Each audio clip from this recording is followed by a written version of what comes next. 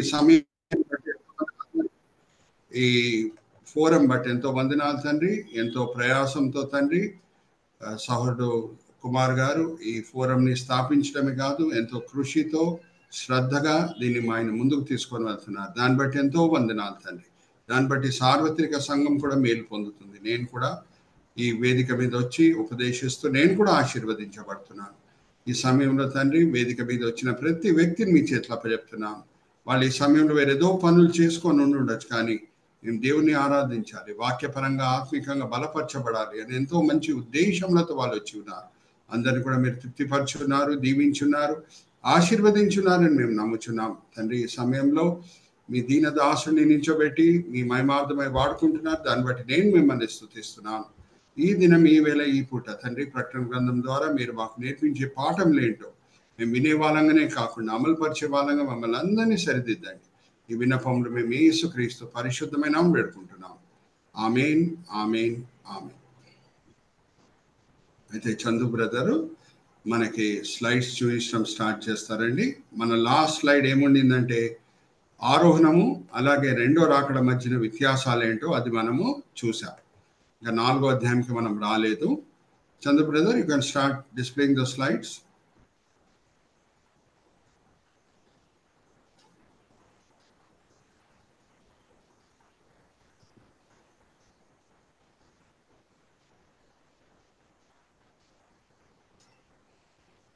Thank you.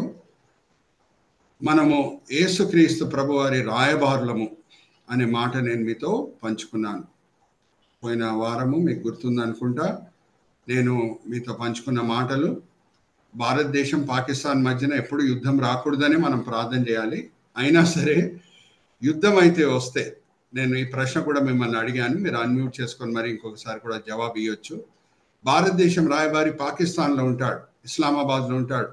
భారతదేశం విమానాలు పాకిస్తాన్ మీద ఎగురుకొని వెళ్తాయి, అక్కడ బాంబ్స్ కూరుస్తాయి. భారతదేశం ప్రభుత్వము, భారతదేశం రాయబారి పాకిస్తాన్లో ఎవరున్నారో భారతదేశం బాంబుల వలన చనిపోవాలని కోరుకుంటుందా భారతదేశం ప్రభుత్వం? అడుగుతున్నా మిమ్మల్ని. కోరుకోదు. Very good, right answer. So ఏం చెప్తుంది? వచ్చేయి భారతదేశంకి తిరిగి అని చెప్తుంది. సో అదే ప్రభు వారు చేస్తారు. 7 సంవత్సరాల శ్రమకాలం అంటే 21 బాంబులు దేవుడు వేయబోతున్నారు. బాంబులు ఇన్ కోట్స్. 7 బూరల తీర్పు, 7 ముద్రల తీర్పు, 7 పాతల తీర్పు. ఆ తీర్పుల వలన నీతిమంతులు ఏ ఇబ్బంది కూడా అనుభవించకూడదని దేవుని కోరిక. పైకి వచ్చేయండి అని అంటారు. అందుకే మనము యెషయా గ్రంథం 26వ అధ్యాయము 20వ వచనం కూడా మనము చదువుకున్నాం.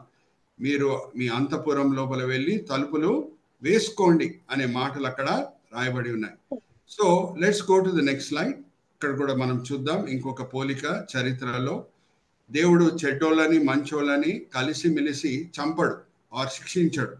లెఫ్ట్ సైడ్ మనకేం కనిపిస్తున్నది పిక్చర్లో?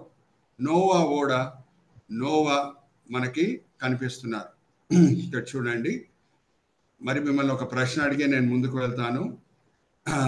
వరదలు ఎప్పుడు ప్రారంభమైనాయి? సురక్షితంగా నోవా ఓడ లోపల చేరిన తర్వాతనా, లేకపోతే ఓడ లోపల వెళ్ళని ముందే వరదలు స్టార్ట్ అయినాయి? చెప్పండి.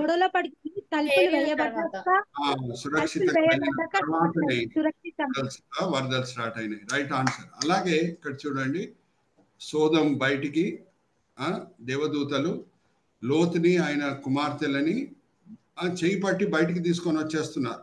వెనకాల తిరిగి చూసిన వ్యక్తి ఉప్పు స్తంభంగా మార్చబడటం కూడా మనం చూస్తున్నాం, లోతు భార్య. కానీ అక్కడ చూడండి, లోతు భార్య మీద కూడా చక్కగా చందు బ్రదర్ కర్జర్ పెట్టి చూపిస్తున్నారు. ఇప్పుడు మరి మిమ్మల్ని అడిగే ప్రశ్న ఏంటంటే, నీతిమంతుడైన లోతుని దేవుడు సోదం గోమరాలో ఉన్న భయంకరమైన పాపులతో పాటు చంపాడా, లేకపోతే లోతుని మొదట్లో బయటికి తీసుకొని వచ్చిన తర్వాతనే అగ్నివర్షం కూర్చాడా? తీసుకొచ్చిన తర్వాతనే ఆ యొక్క స్థలము నాశనం చేయబడ్డది. Very good, right answer. So అలాగే 7 సంవత్సరాల శ్రమకాలం ప్రారంభంలోని మనం ఆరోహణమై వెళ్తాం. ఈ మాటలు నేను ఎందుకు ఈ అన్ని ఉదాహరణలు తీసుకొని చెప్తున్నానంటే, ఏదో సంఘంలో ఒకలాంటి బోధ వచ్చేసింది. అది ఏంటంటే 7 సంవత్సరాల శ్రమకాలం మధ్యలో ఆరోహణమై వెళ్తారు క్రైస్తవులు. ఆర్ 7 సంవత్సరాల శ్రమకాలం తర్వాతనే ఆరోహణం అవుతుంది. ఇటువంటి బోధలు వచ్చినాయి కాబట్టి నేను ఇవన్నీ కూడా ఉపమానాలు మీ ముందు తీసుకొని వచ్చి నేను చూయించి ముందుకు వెళ్తున్నాను. నెక్స్ట్ స్లైడ్కి మనం వెళ్దాం. ఇక్కడ చూడండి, 4వ అధ్యాయం మొదటి వచనంకి ఇప్పుడు వద్దాం. ఓకే, 4వ అధ్యాయం మొదటి వచనము, అది ఆ మాటలు ఆరోహణంని సూచించే మాటలు అయి యోహాన్కి వర్తిస్తున్నాయి ఆ సమయంలో. కానీ రాబోయే దినంలో జరగబోయే ఆరోహణము ఎత్తబడే క్రైస్తవులకి వర్తించే మాటలు. చదవమ్మా 4వ అధ్యాయం మొదటి వచనం. ప్రకటన 4వ అధ్యాయము 1వ వచనము. ఈ సంగతులు జరిగిన తర్వాత నేను చూడగా అదిగో పరలోకమందు ఒక తలుపు తెరవబడి ఉండెను. మరియు నేను మొదట వినిన స్వరము బూర ధ్వని వలె నాతో మాట్లాడగా వింటిని. ఆ మాట్లాడిన వాడు ఇక్కడికి ఎక్కి రమ్ము, ఇక మీదట జరగవలసిన వాటిని నీకు కనపరచెదనను. వెంటనే నేను ఆత్మవశుడనైతిని. ఇదిగో పరలోకమందు ఒక సింహాసనము వేయబడి ఉండెను. సింహాసనం నందు చాలు, తలుపు తీయబడుట నేను చూశాను, స్వరం విన్నాను, పైకొచ్చేయి. Hallelujah, praise the Lord. Are you all understanding? తలుపు తీయటం నేను చూశాను, పైకొచ్చేయి అనే స్వరం నేను విన్నాను, ఆత్మవశుడినై నేను పరలోకము చేరాను అని యోహాను భక్తుడు రాయటం మనము చూస్తున్నాం. ఇక్కడ చూడండి, ఆరోహణమైన దినంన కూడా ఇలాగే జరుగుతుంది. కొంచెంమంది ప్లేన్లో ప్రయాణమై వెళ్తూ ఉంటారు, వాళ్ళు ఆరోహణమై వెళ్ళిపోతూ ఉంటారు. చూడండి, చందు బ్రదర్ కూడా కర్సర్ పెట్టి ఎలాగ చక్కగా చూపిస్తున్నారు. ప్లేన్ క్రాష్ అవుతుంది అని అంటే దాని అర్థం ఏంటి? పైలట్ గారు కూడా ఆరోహణమై వెళ్ళిపోయారు. దాని అర్థం ఏంటంటే పైలట్ గారు ఆరోహణమై వెళ్ళారు కాబట్టి ప్లేన్ క్రాష్ అవుతుంది. ప్యాసింజర్స్ ఆరోహణమై వెళ్తే ప్లేన్ క్రాష్ కాదు. సో అందరు కూడా ప్రభువారి స్వరంని విని ఆరోహణమై పైకి వెళ్ళిపోతూ ఉంటారు. అయితే ఇక్కడ మనము చూసే ఇంకొక విషయం ఏంటంటే, ఎందుకు 7 సంవత్సరాల శ్రమకాలం ముందు ఆరోహణం అవుతుంది అనే మాట మనం సరిగా అర్థం చేసుకోవాలి. ఈ పిక్చర్ చూపిస్తూనే నేను చెప్తున్నాను. యేసుక్రీస్తు ప్రభువారు ఏమన్నారు అంటే, శిష్యులు అడిగినప్పుడు ఆరోహణం ఎప్పుడు అవుతుంది ప్రభు అంటే, ఎవరికీ తెలియదు అని అన్నారు. జాగ్రత్త వినండి, ఎవరికీ తెలియదు. కానీ అందరికీ కూడా 7 సంవత్సరాల శ్రమకాలం ఉంటుందని మాత్రం తెలుసు. దానికి ఆధారం ఏంటంటే దానియేలు గ్రంథం 9వ అధ్యాయము 27వ వచనం. సంఘం ఆరోహణమై వెళ్ళిన తర్వాత క్రీస్తు విరోధి అనే లోకనాయకుడు వస్తాడు. ఆయన సమాధానకర్తగా నటిస్తాడు, ప్రజల మనసులని ఆకర్షించుకుంటాడు, ఇంకా లోక నాయకుడుగా నియమించబడతాడు. సో ఆ 7 సంవత్సరాల శ్రమకాలం ప్రారంభంలో క్రీస్తు విరోధి వస్తాడు. సో ఒకసారి చదవమా 9వ అధ్యాయం దానియేలు గ్రంథం 27వ వచనం. దానియేలు గ్రంథం 9వ అధ్యాయము 27వ వచనము. ఈ దర్శనము కలగగా దానియేలను నేను మూర్ఛిల్లి కొన్నాళ్ళు వ్యాధిగ్రస్తుడనై ఉంటిని. పిమ్మట నేను 9 చివరి వచనం 27. ఓకే, 9:27. Sorry brother. అతడు ఒక వారము వరకు అనేకులకును నిర్ణయింపబడను. అతడు ఒక వారం వరకు అనేకులకు నిబంధనను స్థిరపరచను. వారము నిబంధన స్థిరపరచను అంటే యూదులు అరబీల మధ్యన యుద్ధం జరుగుతుందంటే ఒక సమాధానంతో కూడిన ఒప్పందం వాళ్ళు సైన్ చేసేటట్లు క్రీస్తు విరోధి చేస్తాడు. ఉక్రెయిన్ రష్యా మధ్యన యుద్ధం జరుగుతుందంటే వాళ్ళ మధ్యన సమాధానం తీసుకొని వచ్చిన వ్యక్తిగా ఆయన నటిస్తాడు, ఆరు ఒప్పింపజేస్తాడు ఉక్రెయిన్ రష్యా నాయకులని, సమాధాన పడండి అని. వారం అంటే ప్రతి దినం ఒక సంవత్సరంని సూచించినట్టు. హల్లెలూయా, ప్రైజ్ ది లార్డ్. అందుకే 7 సంవత్సరాలు అని మనము చెప్పగలుగుతున్నాం. దేన్ని బట్టి 7 సంవత్సరాలు అని అంటే ఆ వారం అనే మాట అక్కడ రాయబడి ఉన్నది కాబట్టి. ఓకే, ఆ వారంలో మధ్యలో ఏమవుతుందంటే అది కూడా చదవమ్మా. మధ్యలో ఏం చేస్తాడు? అతడు ఒక వారం వరకు అనేకులకు నిబంధనను సిద్ధపరచును. అర్ధవారమును బలిని నైవేద్యమును నిలిపివేయును. చూడండి, 7 సంవత్సరాల శ్రమకాలంలో మొదటి 3.5 సంవత్సరాలు యూదులకి స్నేహితుడుగా నటిస్తాడు. వాళ్ళకి ఎంతో ఆశ ఉంది ఆలయం కట్టుకోవాలి అని. ఇప్పుడు ఇక్కడ సొలొమోన్ ఆలయం ఉండిందో అక్కడ ఇప్పుడు ముస్లిం మాస్క్ ఉంది. దాన్ని ఇరగొట్టి వాళ్ళు తిరిగి ఒక ఆలయం కట్టుకుంటే 3వ ప్రపంచ యుద్ధం ప్రారంభం అవుతుంది. కానీ క్రీస్తు విరోధి మంచిగా ఇద్దరిని ఒప్పింపజేస్తాడు, అరాబీలని యూదులని. యూదుల ఆలయం కట్టుకొని మీ మాస్క్ని అయితే ఇరగొట్టి ఆలయంని కట్టుకునే అవసరం లేదు, మీ మాస్క్ పక్కన కట్టుకుంటారు వాడు, మీకేం అభ్యంతరం ఉండకూడదు అని అటువంటి ఆలోచనలు తీసుకొని వస్తాడు. అటువంటి మాటలతో అరాబీలను కూడా ఒప్పింపజేస్తాడు. ఇప్పుడు మనకందరు కూడా భారతదేశం ప్రజలకి బబ్రీ మస్జిద్ ఇష్యూ గురించి మనకు బాగా తెలుసు, అవునా?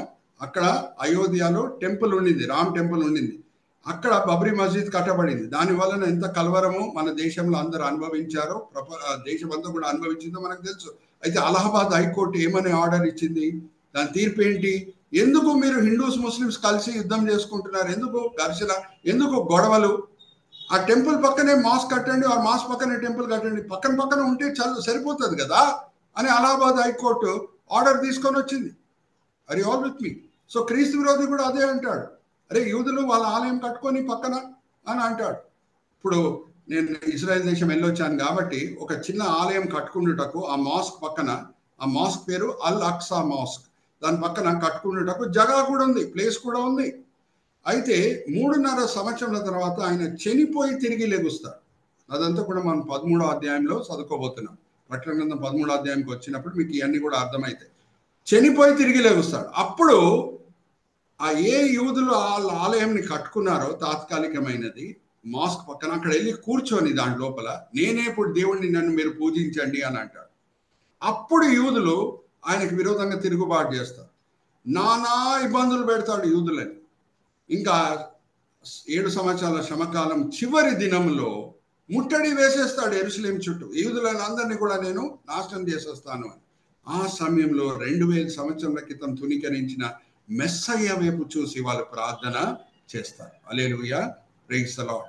వాళ్ళు దేశంగా మెస్సయ్యని తునీకరించిరి, దేశంగా మారు మనసు పొందుతారు. హల్లెలూయా, ప్రైజ్ ది లార్డ్.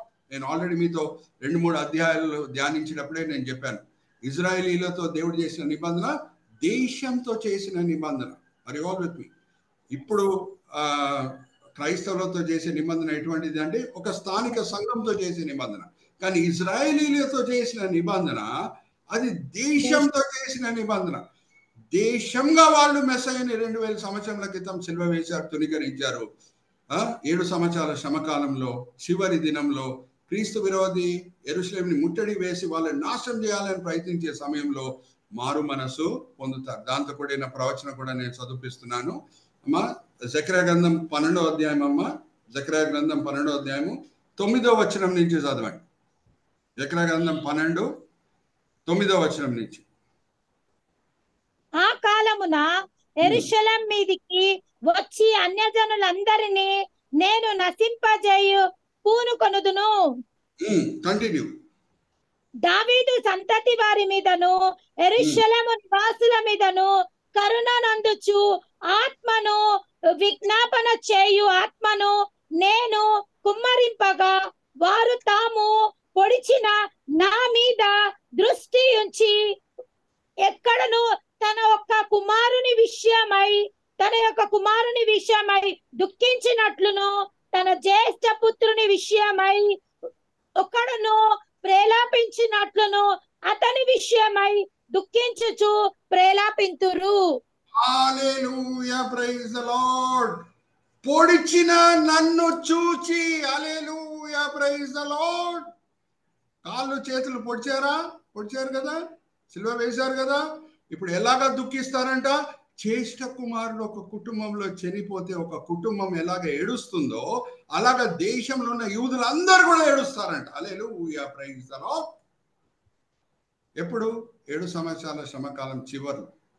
కానీ 7 సంవత్సరాలు అనేది ఎలాగ మనకి తెలిసింది ఈ శ్రమకాలము అని అంటే, దానియేలు గ్రంథం 9వ అధ్యాయం 27వ వచనం. క్రీస్తు విరోధి వచ్చి ఒక వారంతో కూడిన నిబంధన యూదులు అరాబీల మధ్యన తీసుకొని వస్తారు. కానీ 3.5 సంవత్సరాల తర్వాత యూదులు ఆయనకు విరోధంగా తిరుగుబాటు చేస్తారు. ఎందుకు తిరుగుబాటు చేస్తారో అదంతా కూడా నేను మీతో పంచుకున్నాను. అయితే దేశంగా తునీకరించిన యూదులు దేశంగా మెస్సయ్యని అంగీకరిస్తారు. అప్పుడు ఆయన తిరిగి వచ్చి ఆర్మగదాన్ యుద్ధంలో క్రీస్తు విరోధిని ఓడగొట్టి వీళ్ళ పరిపాలన స్టార్ట్ చేస్తారు. ఇదంతా కూడా మనం ప్రకటన గ్రంథం 19 ఇంకా 20వ అధ్యాయంలో మనము చదువుకోబోతున్నాం. ఓకే, ధ్యానించబోతున్నాం. అయితే జాగ్రత్తగా వినండి. ఈ 7 సంవత్సరాలు అనేది అందరికి ఎలా తెలిసింది అని అంటే దాని గ్రంథం 9వ అధ్యాయం 27వ వచనం. ఇప్పుడు ఎవరైనా మీతో వచ్చి వాదిస్తే ఆరోహణము 7 సంవత్సరాల శ్రమకాలం మధ్యలో జరుగుతుందండి ఎవరైనా వాదిస్తే, ఆరు 7 సంవత్సరాల శ్రమకాలం తర్వాత జరుగుతుందని ఎవరైనా వాదిస్తే వాళ్ళకి ఒకటే ఒక మాట మీరు పంచుకోవాలి. ఒకటే ఒక విషయం వాళ్ళతో పంచుకోవాలి. యేసుక్రీస్తు ప్రభువారే చెప్పారు కదా ఆరోహణం ఎప్పుడు జరుగుతుందో అనేది ఎవరికి తెలియదని చెప్పారు కదా. అదే మొదట్లో క్రీస్తు విరోధి వచ్చి ఒప్పందం చేసేసాడు అనుకోండి, 7 సంవత్సరాల ఒప్పందం, 3.5 సంవత్సరాల తర్వాత ఆరోహణం జరుగుతుందని మీరు చెప్పగలుగుతారు, నేను చెప్పగలుగుతాను. మరి యేసుక్రీస్తు ప్రభువారి మాటలకి విలువ అనేది లేదు కదా. Are you all understanding? క్రీస్తు విరోధి మొదట్లో వచ్చేసి ఆ 7 సంవత్సరాల ఒప్పందం చేసేసాడు. దాని తర్వాత మీరు లెక్కలు వేసుకోవచ్చు, నేను లెక్కలు వేసుకోవచ్చు, 3.5 సంవత్సరాల తర్వాత ఆరోహణం అవుతుందని. మరి యేసుక్రీస్తు ప్రభువారి మాటలకి ఏం విలువ ఉన్నట్టు ఎవరికి తెలియదు అనేది.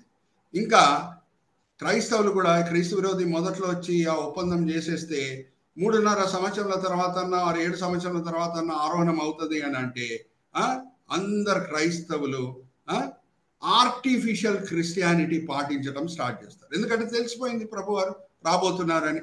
అప్పుడే పేదలకి సాయం చేయటం స్టార్ట్ చేస్తారు, అప్పుడే పవిత్రమైన జీవితం జీవిస్తారు. అటువంటి క్రైస్తవ జీవితము ప్రభుని సంతోషపరుస్తుందా? కాదు. ఈ దినమే ఆరోహణమైనా సరే నేను సిద్ధంగా ఉన్నానా అని ప్రతి క్రైస్తవుడు ఆయన క్రైస్తవ జీవితం జీవించాలి. హల్లెలూయా, ప్రైజ్ ది లార్డ్. 3.5 సంవత్సరాల తర్వాత ఖచ్చితంగా ఆరోహణం అవుతుందంటే ఆర్టిఫిషియల్ క్రిస్టియానిటీ వచ్చేస్తుంది. అవునా కాదా?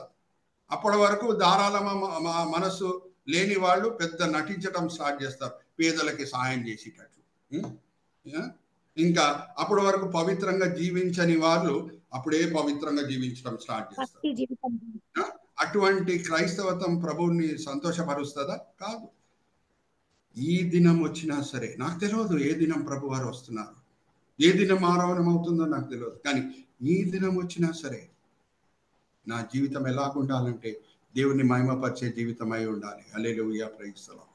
నేను ఈ దినం రాత్రి వేళ కడబూర శబ్దం విన్నా సరే నేను ఎత్తబడాలి. అటువంటి జీవితం నేను జీవిస్తాను, ఆర్టిఫిషియల్ క్రిస్టియానిటీ కాదు. Are you all with me? So ఇదంతా కూడా మనం 4వ అధ్యాయంలో ప్రవేశించి మనం ఎందుకు ధ్యానిస్తున్నామంటే ఆ యోహాను అనుభవం, పైకొచ్చేయి అనే అనుభవం, ఆ స్వరం వినటం అంతా కూడా రాబోయే దినంలో జరిగే ఆరోహణంని సూచించే మాటలు. Are you all with me? So ఇది మనం జ్ఞాపకం పెట్టుకొని నెక్స్ట్ స్లైడ్కి మనం వెళ్దాం. Next slide. ఇది నేను మరి చివరిలో ప్రకటన గ్రంథం చివరిలో నేను పంచుకుంటానండి. ఇవన్నీ కూడా చివరి 22వ అధ్యాయంకి వచ్చినప్పుడు. Let's go to the next slide brother. Next slide. ఇదంతా కూడా నేను మరి పంచుకుంటానండి చివరిలో. జస్ట్ ఒక అపిటైజర్ మీకు ఏంటంటే యూదుల పండుగలు యేసుక్రీస్తు ప్రభువారికి ఛాయగా ఉన్నాయి అని కొలోసీలకు రాసిన పత్రికలు మనము చదువుకోవచ్చు. అంటే యూదుల పండుగల దినములనే ప్రాముఖ్యమైన క్రైస్తవ చరిత్రలో జరిగిన సంఘటనలు జరిగినాయి.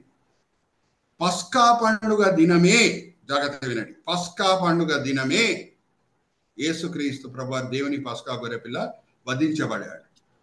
పెంతికోస్ పండుగ దినమే పరిశుద్ధాత్మ దేవుడు దిగి వచ్చాడు. అయితే శృంగదుని పండుగ అనేది ఒకటి యూదులది ఉంటుంది. అది ఎందుకు వాళ్ళు ఆచరిస్తారు అంటే ఇవన్నీ కూడా నేను 22వ అధ్యాయము ప్రకటన గ్రంథం ధ్యానించిన తర్వాత ఈ వివరాలన్నీ కూడా మీతో పంచుకుంటాను. జస్ట్ అపిటైజర్కి చెప్తున్నాను. ఎందుకు శృంగదుని పండుగ యూదులు పాటిస్తారు? Festival of trumpets. ఆదాము సృష్టింపబడిన దినంని వాళ్ళు జ్ఞాపకం చేసుకోరు. ఆదాము సృష్టింపబడిన దినం. ఈరోజు అందరం మనం బతుకున్నామంటే ఒక దినం ఆదాముని దేవుడు సృష్టించాడు కాబట్టే కదా. లేకపోతే మనం బతుకుంటామా? ఇప్పుడు బతుకుంటాం. సో దాన్ని జ్ఞాపకం చేసుకొని వాళ్ళ పండుగని ఆచరిస్తారు. అయితే ఆదాము ఏ శరీరము దేవుని దగ్గర నుంచి పొందాడు? నశించిపోయే శరీరమా, లేకపోతే సదాకాలం జీవించే శరీరమా? సదాకాలం జీవించే శరీరం. హల్లెలూయా, ప్రైజ్ ది లార్డ్. పాపం చేశాడు కాబట్టే ఆయన శరీరంలో మార్పులు స్టార్ట్ అయినాయి. వృద్ధాపం వస్తుంది, రోగాలు వస్తాయి, కొన్ని దినముల తర్వాత మరణం లభిస్తుంది. అవునా కాదా? ఆదామా, ఈ పండు తింటే నువ్వు చనిపోతావు అని దేవుడు అన్నారు. మార్పులు ప్రారంభమైనాయి ఆయన శరీరంలో పండు తిన్న తర్వాత. కానీ మొదట్లో దేవుని రూపంలో సృష్టింపబడిన ఆదాం శరీరం ఎటువంటిది? నశించే శరీరమా? కాదు. Are you all with me? So శృంగధుని పండుగ దినమున మనం ఆరోహణం అవుతాం. మనం కూడా ఎటువంటి శరీరం ధరించుకుంటాము అని అంటే నశించిపోయే శరీరము కాదు. ఆర్ యు ఆల్ విత్ మీ? కానీ ఏ సంవత్సరము మనకు తెలియదు. హల్లెలూయా, ప్రైజ్ ది లార్డ్. నేను ఇదైతే చెప్పగలుగుతాను, శృంగధుని పండుగ దినమున సంఘం ఆరోహణం అవుతుందని నేను చెప్పగలుగుతాను. కానీ సంవత్సరం నేను చెప్పలేను. చెప్తే వాక్యానికి విరోధంగా నేను ప్రవర్తించినట్టు. ఆర్ యు ఆల్ విత్ మీ? ఎందుకంటే యేసుక్రీస్తు ప్రభువారు ఏం చెప్పారు ఎవరికి తెలియదు. ఎందుకు శృంగధుని పండుగ అని మనం చెప్పగలుగుతామంటే క్రైస్తవ చరిత్రలో జరిగిన సంఘటనలు, ప్రాముఖ్యమైన సంఘటనలు అన్నీ కూడా యూదుల పండుగల దినమై జరిగినాయి కాబట్టి. యూదుల పండుగలు ఏమై ఉన్నాయి? యేసుకి ఛాయగా ఉన్నాయి. సో అన్ని వివరాలు 22వ అధ్యాయం మనం ముగించిన తర్వాత నేను మీతో పంచుకుంటాను. Okay, let's go to the next line. Chandu brother, next line. ఇదంతా కూడా నేను జూయిష్ రాబేస్తో కరస్పాండ్ చేసిన స్లైడ్స్ అండి. ఇదంతా కూడా నేను మరి 22వ అధ్యాయం తర్వాత నేను పంచుకుంటాను. Okay, let's go to the next line. Next slide brother.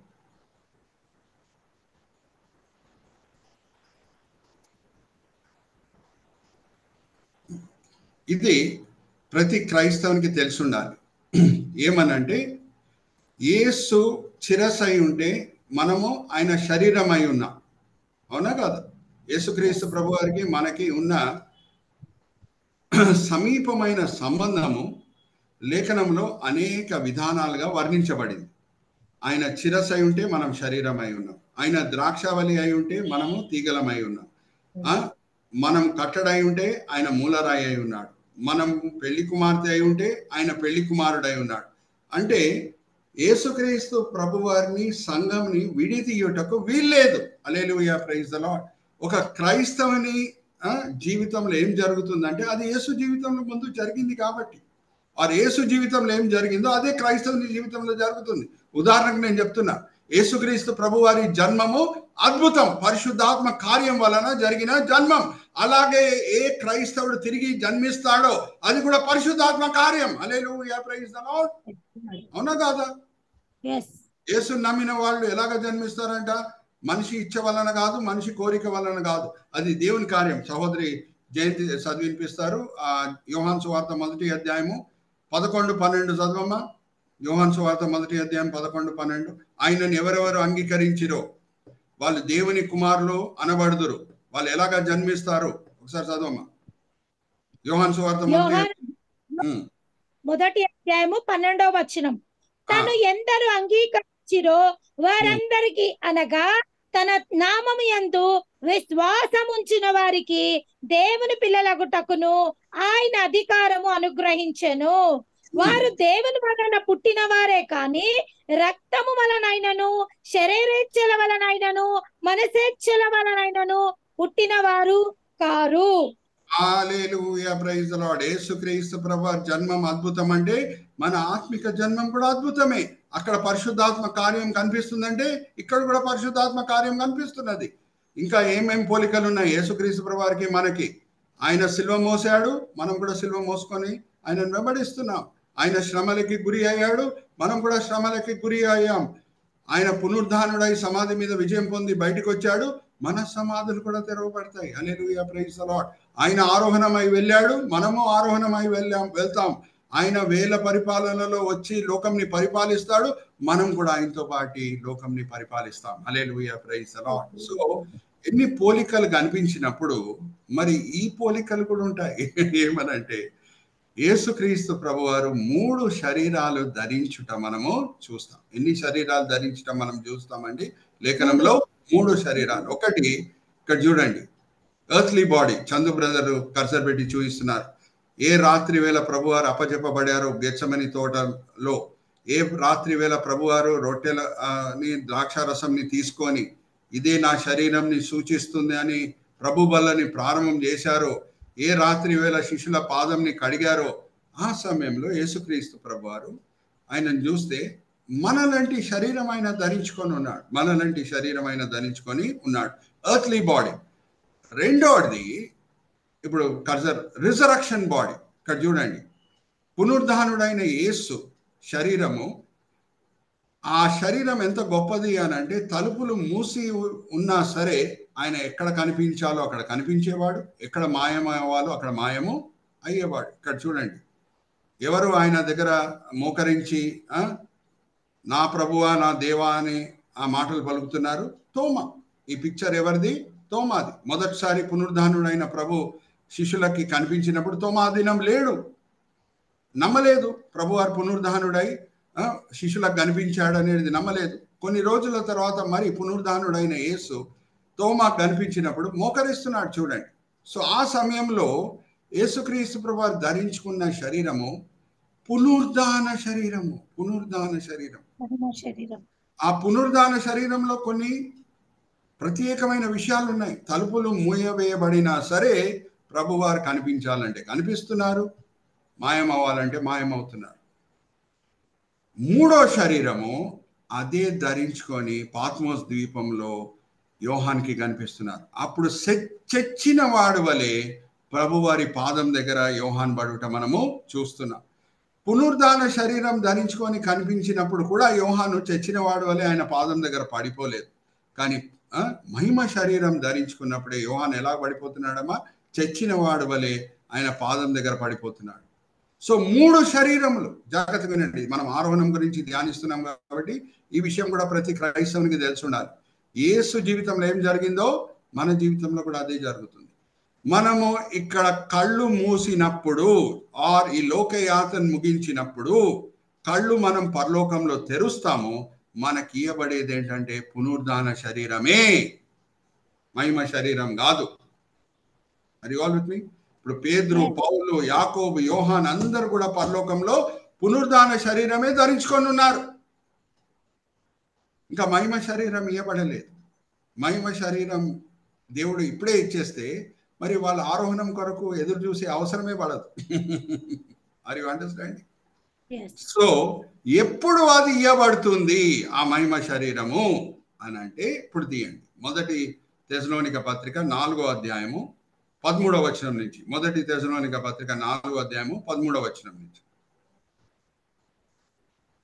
సహోదరులారా, నిరీక్షణ లేని ఇతరుల వలె మీరు దుఃఖపడకుండా నిమిత్తము నిద్రించుచున్న వారిని గూర్చి మీకు తెలియకుండుట మాకు ఇష్టం లేదు. యేసు మృతి పొంది తిరిగి లేచెనని మనము నమ్మిన ఎడల అదే ప్రకారము యేసునందు నిద్రించిన వారిని దేవుడు ఆయనతో కూడా వెంటబెట్టుకొని వచ్చెను.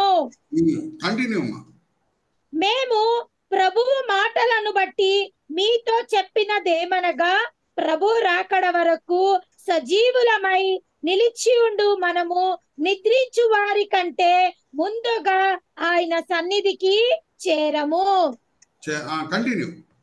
ఆర్భాటంతోను ప్రధానుల దూత శబ్దముతోను దేవుని బూరతోను పరలోకం నుండి ప్రభు దిగి వచ్చును. క్రీస్తునందుండి మృతులైన వారు మొదట లేతురు. ఆ మీదట సజీవులమై నిలిచి ఉండు మనము వారితో కూడా ఏకముగా ప్రభుని ఎదుర్కొనుటకై ఆకాశ మండలమునకును మేఘముల మీద కొనిపోబడుదుము. కాగా మనము సదాకాలమును ప్రభుతో కూడా ఉందుము. కాబట్టి మీరు ఈ మాటల చేత ఒకరినొకరు ఆదరించుకొనుడి. సో ఎవరు పునరుద్ధాన శరీరం పొంది ఉన్నారో వాళ్ళ సమాధులు ఇక్కడ తెరవబడతాయి. జాగ్రత్త వినండి. ఆ స్కెలిటన్స్ అన్నీ కూడా ఇప్పుడు ఎలాగైపోతాయంటే వచ్చి ఆ పునరుద్ధాన శరీరంతో ఫ్యూజ్ అయి మహిమ శరీరం వాళ్ళకు వచ్చేస్తుంది. హల్లెలూయా, ప్రైజ్ ది లార్డ్. దాని తర్వాత సజీవులమైన మనము స్ట్రైట్ అవే ఎర్త్లీ బాడీ నుంచి మిడిల్ బాడీ ఉంది కదా పునరుద్ధాన శరీరం, అది కూడా పొందకుండా స్ట్రైట్ అవే మహిమ శరీరం మనము పొందుతాం. మృతులైన వాళ్ళు మొదట్లో ఆరోహణమై వెళ్తారు. హల్లెలూయా, ప్రైజ్ ది లార్డ్. ఎందుకు? కారణం ఏంటి? ఎందుకు వాళ్ళ సమాధులు మొదట్లో తెరవబడతాయి?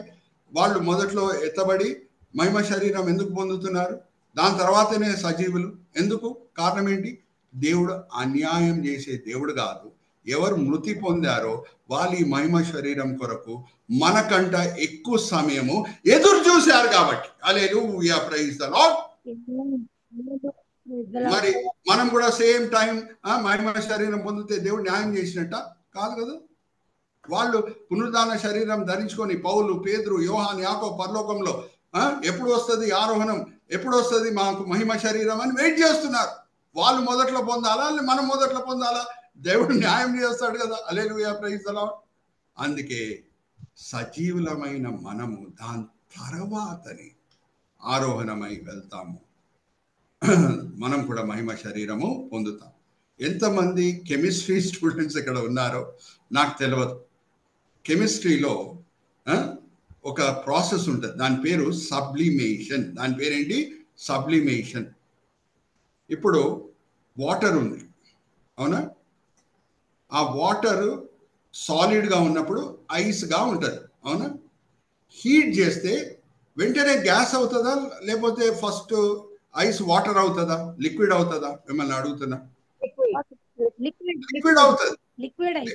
దాని తర్వాతనే వేపర్గా మారుతుంది.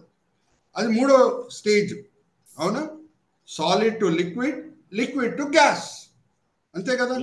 That is the normal process. కానీ ఐడిన్ ఉంది, ఒక ఎలిమెంట్ ఆర్ ఒక సబ్స్టెన్స్ ఐడిన్. దాన్ని మీరు హీట్ చేయండి, అది లిక్విడ్ ప్రాసెస్ ద్వారా పోదు. Straight away from solid it becomes gas, from solid it becomes vapour, iodine, అవునా కదా? దాన్ని సబ్లిమేషన్ అని అంటారు. సో సజీవమైన మనము we go through sublimation process. We don't go through resurrection body. We get glorified body straight away. Are you understanding? But only after those who have been waiting for the glorified body get their glorified body, then we will get the glorified body. Are you all with me? So యేసుక్రీస్తు ప్రభువారి జీవితంలో 3 శరీరములు ఉన్నాయి అని అంటే మన జీవితంలో కూడా 3 శరీరాలు తప్పవు. Are you all with me? Yes. ఆయనకి భౌతిక శరీరం ఉండింది, దాంట్లో ఆయనకు ఆకలేసింది, దాహం వేసింది. అలాగే పునరుద్ధాన శరీరం ఇవ్వబడింది. అప్పుడు తలుపులు మూయవేయబడినా సరే ఆయన లోపల వచ్చేస్తున్నాడు. దాని తర్వాత పాత్మోస్ ద్వీపంలో ప్రభువారు ఆరోహణమై వెళ్ళిపోయిన తర్వాత 40 దినములు ఆయన కనిపించాడు. పునరుద్ధానుడు అయిన యేసు 40 దినములు కనిపించాడు. దాని తర్వాత ఆరోహణమై వెళ్ళిపోయాడు. ఆరోహణమై వెళ్ళిన తర్వాత తండ్రి అక్కడ ఆయనకి మహిమ శరీరము ఇచ్చాడు. ఆ మహిమ శరీరం ధరించుకొని యోహాన్కి కనిపించినప్పుడు ఆయన ఎలా పడిపోయాడు? చచ్చిన వాడు వలె ప్రభువారి పాదం దగ్గర పడిపోయాడు. సో యేసుక్రీస్తు ప్రభువారికి 3 శరీరములు అంటే మనకు కూడా 3 శరీరములు తప్పవు. హల్లెలూయా, ప్రైజ్ ది లార్డ్. భౌతిక శరీరం, పునరుద్ధాన శరీరం, మహిమ శరీరం. సో ఆరోహణం గురించి మనం ధ్యానిస్తున్నాం కాబట్టి ఈ వివరాలన్నీ కూడా నేను మీతో పంచుకుంటున్నాను. Chandu brother, let's go to the next slide. Next slide brother. ఇదంతా కూడా నేను పంచుకున్నానండి మీతో ఆల్రెడీ. టైం లైన్ అనేది ఇది ఒక ముఖ్యమైన విషయం అండి. దేవుడు క్రైస్తవులకి పర్మిషన్ ఇచ్చాడో లేదో, లేఖనంని మనం ఎలాగా పాత నిబంధనని విభాగించామో అలాగా విభాగించటకు దేవుడు మనకు పర్మిషన్ ఇచ్చాడో లేదో నేనైతే బలబుద్ధి చెప్పలేను. ఎందుకంటే యేసుక్రీస్తు ప్రభువారు ఆయన పరిచర్య చేసే సమయంలో లేఖనం ఎలాగుండిందో, ఆది సంఘం లేఖనం ఎలాగా అంగీకరించిందో అలాగే ఉండుంటే బాగుండును. హల్లెలూయా, ప్రైజ్ ది లార్డ్. ఇక్కడ చూడండి, యేసుక్రీస్తు ప్రభువారు పరిచర్య చేసేటప్పుడు మనం ఏది పాత నిబంధనం అని అంటామో దాన్ని మనం ఎలాగ విభాగించాము క్రైస్తవులంగా, అలాగ యూదులు విభాగించలేదు. మనం ఎలాగ విభాగించాము? Chandu brother, let's go to the next slide. అది ఉందనుకుంటా. నేను క్రిస్టియన్ లేదు, గో బ్యాక్. నేను చెప్తున్నాను జస్ట్ ఫర్ ఎగ్జాంపుల్. 17 పుస్తకాలు, చరిత్రతో కూడిన పుస్తకాలు, ఆది కాండం నుంచి ఎస్తేర్ గ్రంథం వరకు మనం క్రైస్తవులంగా అలాగ విభాగించాం. ఓకే. తర్వాత పాఠ పుస్తకాలు, యోబు గ్రంథం నుంచి పరమగీతం వరకు. తర్వాత ప్రవచనాలు, ఇషియా గ్రంథం నుంచి మలాకీ గ్రంథం వరకు. అలాగా మనం చేసాం. ఓకే. మొదటి 17, తర్వాత 5, మరి 17, 39. కానీ యూదులు ఎలాగ చేశారు దేవుని చేత ప్రేరేపణ పొంది అని అంటే, మొదటి భాగము ధర్మశాస్త్రం. ఇక్కడ చూడండి పైన, ఆది కాండం నుంచి ద్వితోపదేశ కాండం. ఆది కాండం నుంచి పైన చందు బ్రదర్ కర్సర్ పెట్టి చూపించండి. ఆది కాండం నుంచి ద్వితోపదేశ కాండం, ఇదొక భాగం. రెండో భాగం ఏంటంటే ప్రవక్తలు. కింద రండి. యెహోషువ గ్రంథం నుంచి మలాకీ గ్రంథం వరకు. వారి చివరి పుస్తకము, బైబిల్లో ఉన్న చివరి పుస్తకము మలాకీ గ్రంథం కాదు, కానీ మనది పాత నిబంధనం అంటే చివరి పుస్తకము మలాకీ గ్రంథం. మూడో భాగం వాళ్ళది ఏంటంటే రాతలు, కీర్తనల గ్రంథం నుంచి రెండో దినవృత్తాంతం. ఇక్కడ చూడండి చక్కగా చందు బ్రదర్ కూడా మనకు చూపిస్తున్నారు. కీర్తన గ్రంథం నుంచి రెండో దినవృత్తాంతం. యేసుక్రీస్తు ప్రభువారు కూడా పునరుద్ధానుడై ఆయన శిష్యులకు కనిపించి, నా పునరుద్ధానం గురించి లేఖనంలో ఆల్రెడీ దేవుడు ప్రవచనాలు రాయించలేదా అని అడుగుతూ ఒక క్రమంలో ఆ పుస్తకాలని ఆయన పలుకుతాడు. ఆ క్రమం ఏంటో చూద్దాం, అప్పుడు మనకు అర్థమవుతుంది. ఈ పిక్చర్తో కంప్లీట్గా టాలీ అవుతుంది. అది ఒకసారి తీయండమా. లూకా సువార్త 24వ అధ్యాయం 44వ వచనం. మనకైతే కీర్తన గ్రంథం మధ్యలో ఉంది, కానీ యూదులకి కీర్తన గ్రంథం 3వ భాగంలో ఉంది. అవునా? మన 3 భాగంలో ఏంటి? క్రైస్తవుల 3 భాగము: చరిత్ర, పాఠ పుస్తకాలు, ప్రవచనాలు.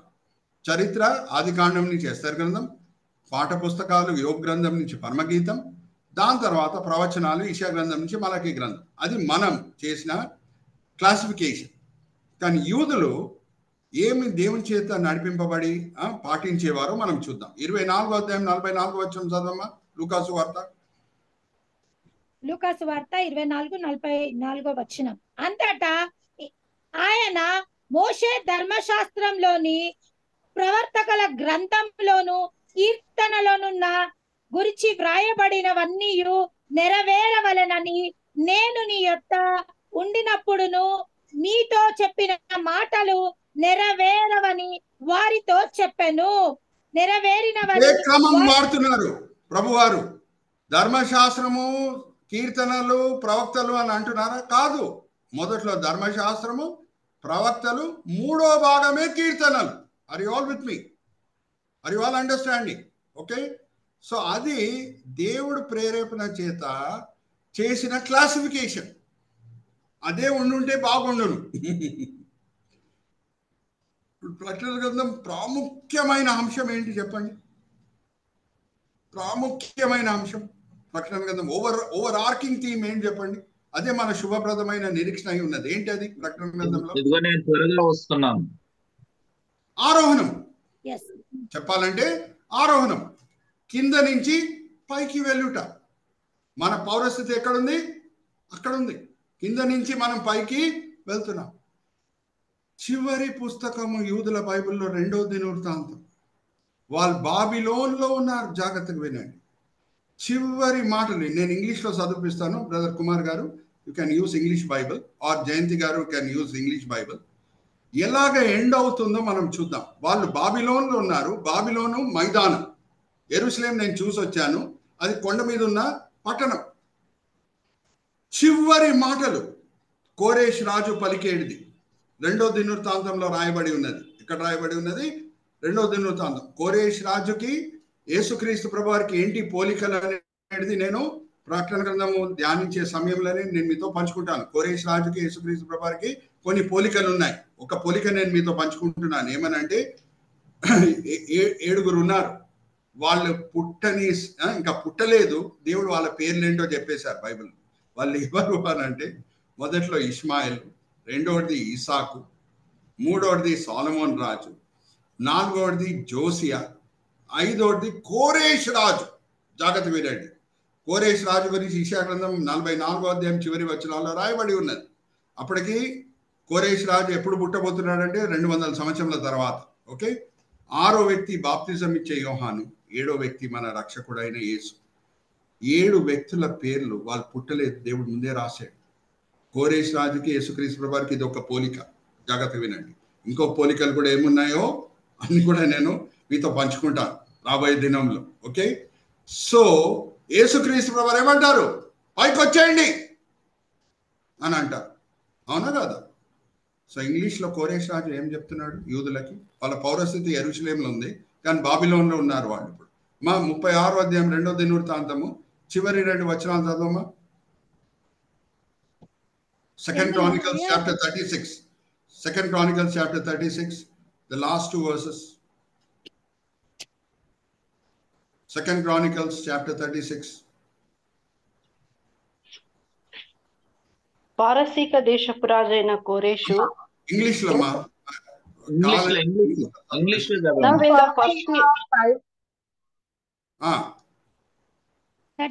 in the first year, 36 అమ్మా, లాస్ట్ అధ్యాయం 2వ దినవృత్తాంతం 36వ అధ్యాయం చివరి 2 వచనాలు. In the first year of the king of Persia, in the order to fulfill the word of the Lord spoken by Jeremiah, the Lord moved the heart of this king of Persia to make a proclamation throughout his realm and also to put him in writings. This is what Chris, king of Persia, says: The Lord, the God of heaven, has given me all the kingdoms of the earth, and he was appointed me to build a temple for him at Jerusalem in Jude. Any of these people among you may go up and hallelujah, praise the Lord. And may the Lord English లో కూడా ఆ scripture portion display చేయండి brother. Okay, all God's people go up. ఎందుకంటే Babylon మైదానం, యెరూషలేం కొండ మీద ఉన్న పట్టణం. వాళ్ళ పౌరస్థితి బాబిలోన్లో ఉందా, యెరూషలేంలో ఉందా? యెరూషలేంలో ఉంది. ఎలాగ ఎండ్ అవుతుంది చూడండి. ఎందుకంటే పాత నిబంధనలో ఉన్న చివరి పుస్తకము, కొత్త నిబంధనలో ఉన్న చివరి పుస్తకంలో పోలికలు తప్పవు. హల్లెలూయా, ప్రైజ్ ది లార్డ్. ఎవరు అధికారం ఇచ్చారండి క్రైస్తవులకి ఇటు అటు చేయుటకు? దేవుడైతే ఇయ్యలేదు. ఎప్పుడు ఇది క్లాసిఫికేషన్, కొత్త క్లాసిఫికేషన్ వచ్చింది 400 ADలో. ఎప్పుడు ఎంపరర్ కాన్స్టంటైన్ క్రైస్తవుడిగా మారు మనసు పొందాడో అప్పుడు శ్రమలన్నీ కూడా ఎండ్ అయిపోయినాయి. క్రైస్తవ సంఘంలో శ్రమలన్నీ కూడా ఎండ్ అయిపోయినాయి. సుఖమే సుఖము, నామకాత క్రైస్తవులు లోపల దూరారు, పోపులు లోపల దూరారు, సంఘంని తప్పుదారిలో తీసుకొని వెళ్ళడం స్టార్ట్ చేశారు. మీకు అర్థమవుతుందా? శ్రమలు ఉంటే లాభం. నిజమైన క్రైస్తవులే ఉంటారు సంఘం లోపల శ్రమలు ఉంటే. శ్రమలు లేకుంటే సుఖమే సుఖం ఉంటే నామకాత క్రైస్తవులు కూడా లోపల దూరుతారు. Are you all understanding? So ఇక్కడ చూడండి, this is what Cyrus the king of Persia says: the Lord, the God of heaven, has given me all the kingdoms of the earth. ఇలాగే యేసుక్రీస్తు ప్రభువారు కూడా 1000 పరిపాలనలో తండ్రి కోరేష్కి ఇచ్చినట్లు ఫుల్ ప్రపంచంని పరిపాలించుటకు యేసుక్రీస్తు ప్రభువారికి అధికారం ఇస్తారు. Are you understanding the similarities between Cyrus and Jesus? He has appointed me to build a temple for him in Jerusalem. యేసుక్రీస్తు ప్రభువారు కూడా 1000 పరిపాలనలో ఎజెకియల్ ఆలయము యెరూషలేంలో కడతారు. హల్లెలూయా, ప్రైజ్ ది లార్డ్. ఎజెకియల్ ఆలయం ఇంకా కట్టబడలేదు. అంత పెద్ద ఆలయం కట్టబడాలంటే ఇప్పుడు చోట కూడా లేదు యెరూషలేంలో. ఆ మార్పులు ఎప్పుడు వస్తాయంటే 7వ పాత్రల తీపుడప్పుడు మహాపట్టణం 3 భాగాలుగా విభాగించబడును అనే మాట ఉంటుంది. అప్పుడు needed geographical changes, topographical changes ఏంటి అవసరమో అవన్నీ కూడా యెరూషలేంలో వచ్చేస్తాయి. అప్పుడు 1000 పరిపాలనలో ఎజెకియల్ ఆలయం కట్టబడుతుంది. ఇక్కడ చూడండి, I'm going step by step. He has given me all the kingdoms of the earth. He has appointed me to build a temple for him in Jerusalem in Judah. Any of his people among you, may the Lord his God be with him, and let him go up. Hallelujah, praise the Lord. Go up anunda, go down anunda. Go up. వచ్చేయండి పైకి. ఎవరిచ్చారండి క్రైస్తవులకి బైబిల్ని ఇటు అటు చేయడానికి? దేవుడైతే ఇయ్యలేదు, నేను చెప్తున్నా. పోప్ టైంలో ఇది అయింది, మనం చేయలేదు. హల్లెలూయా, ప్రైజ్ ది లార్డ్. మనల్ని దేవుడు దోషులుగా ఎంచాడు. యేసుక్రీస్తు ప్రభువారు పాటించిన క్లాసిఫికేషన్ మనం పాటించాలి. ఆది సంఘం పాటించిన క్లాసిఫికేషన్ మనం పాటించాలి. అప్పుడు మనకు అర్థమవుతుంది రెండో దినవృత్తాంతంకి ఇంకా ప్రకటన గ్రంథంకి ఏం పోలికలు ఉన్నాయో. మనం మార్చేసాం కాబట్టి మనకు అర్థం కాదు. Are you with me? Anyway, మనం మార్చలేదు, ఈ తరం వాళ్ళైతే మార్చలేదు. మనల్ని దోషులుగా దేవుడు ఎంచాడు. ఇంకా రాబోయే దినంలో మీకు అర్థమవుతుంది ఎందుకు మోషే ఎలియా అని దేవుడు పంపిస్తున్నాడు. 11వ అధ్యాయంకి మనం వస్తే ప్రకటన గ్రంథం 2 సాక్షులు ఆయన కొరకు యెరూషలేములో ఆయన కొరకు పరిచర్య చేస్తున్నారు. ఎందుకు మోషే లాంటి ప్రవక్తనే రావాలి? ఎందుకు ఎలియా లాంటి ప్రవక్తనే రావాలి? ఎందుకు దావీదు దానియేలు లాంటి వ్యక్తులు ఎందుకు రాకూడదు? ఇదే క్లాసిఫికేషన్ ఉండుంటే, ధర్మశాస్త్రము, ప్రవక్తలు, రాతలు ఉండుంటే మనకు అంతా కూడా ఇంకా సులభంగా అర్థమవుతుంది. మనం మార్చేసాం కాబట్టి మనకు కొన్ని విషయాలు అర్థం కావు. నేను 11వ అధ్యాయానికి వచ్చినప్పుడు అన్ని వివరాలు నేను మీతో పంచుకుంటాను. Are you all with me? So ఎలాగ ఎండ్ అవుతుందండి రెండవ దినవృత్తాంతం చివరి పుస్తకం? Go up. యేసుక్రీస్తు ప్రభువారు కోరేష్ లాంటి రాజు, లోకంని పరిపాలించే రాజు. Come up. Are you all with me? Are you all understanding? So ఇక్కడ నేను ముగిస్తున్నానండి. ఈ దినం ఇది నాది 3వ ప్రసంగం. దేవుని కృప చేతనే నేను నిలిచి ఉండి ప్రసంగించగలుగుతున్నాను, దేవుడిచ్చిన శక్తి వల్లనే. ఇప్పుడు మరి నేను ఫిల్మ్ నగర్కి ఇంకొక ఫంక్షన్కి వెళ్ళాలి. దేవుడిచ్చే శక్తి మీద ఆధారపడి ఆ పని కూడా ముగిస్తాను. చిన్న ప్రార్థన చేసి నేను కుమార్ గారికి ఫ్లోర్ మరి అప్పచెప్తాను. తండ్రి, ఈ సమయం బట్టి ఎంతో వందనాలు, ఈ ఫోరం బట్టి ఎంతో వందనాలు. ఎంతో కృషితో తండ్రి సహోదరుడు కుమార్ గారు ఈ ఫోరంని స్థాపించడమే కాదు, ఎంతో ప్రయాసంతో దాన్ని ముందుకు తీసుకొని వెళ్తున్నారు. దాన్ని బట్టి సార్వత్రిక సంఘం మేలు పొందుతుంది తండ్రి. నేను కూడా అనేక సార్లు ఈ ఫోరం మీద వచ్చి ఉపదేశిస్తూ నేను కూడా మేలు పొందుతున్నాను తండ్రి. ఈ దినము ఏమేం పాఠంలో మీరు మాకు నేర్పించారు, మేము వేరే క్రైస్తవులతో కూడా పంచుకునేటకు మమ్మల్ని ప్రేరేపించండి. అలాగే ఏమేం పాఠంలో మీరు మాకు నేర్పించారో, ఆరోహణం గురించి ఎలాగ మేము సిద్ధపడి ఉండాలో ఆ పాఠంలో తండ్రి మేము వినే వాళ్ళంగానే కాకుండా అమలుపరిచే వాళ్ళని మమ్మల్ని అందరినీ సరిదిద్దండి. ఈ వినపములు మేము యేసుక్రీస్తు పరిశుద్ధమైన నామములో పెట్టుకుంటున్నాం. ఆమేన్, ఆమేన్, ఆమేన్.